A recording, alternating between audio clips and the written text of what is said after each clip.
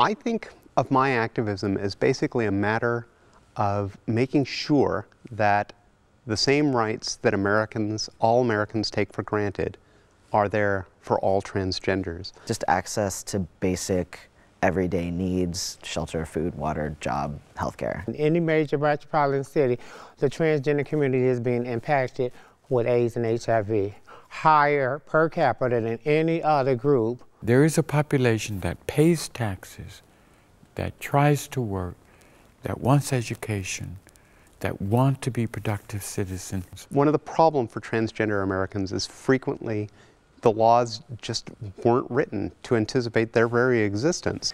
Their gender marker is one thing, but according to this, Social Security office, their gender is another thing. You can get no match letters at your job and people can just choose not to hire you. Unfortunately, the federal government doesn't identify but 2 genders. There are more. In the Middle East and Thailand and Taiwan and all those countries, they are classified as the third sex. We're classified as the third sex. There is also the problem of police harassment. Where do you put a trans person when they're arrested? How do you arrest them? How do you pat them down?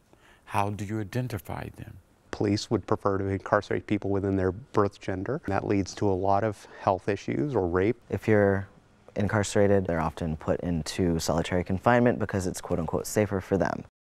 As of March 21st, 2011, the Cook County Department of Corrections has created new guidelines for the custody of transgender inmates. Jails are to allow those officially deemed transgender to serve time in facilities that match their gender identification. While Cook County's new policy is a good step, only time will tell if the policy leads to change in practice. I don't think any heterosexual person could walk one day in my shoes, not one day, for the discrimination, the stigma, the harm, the hatred that I have gone through in my life. They will not be able to bear it.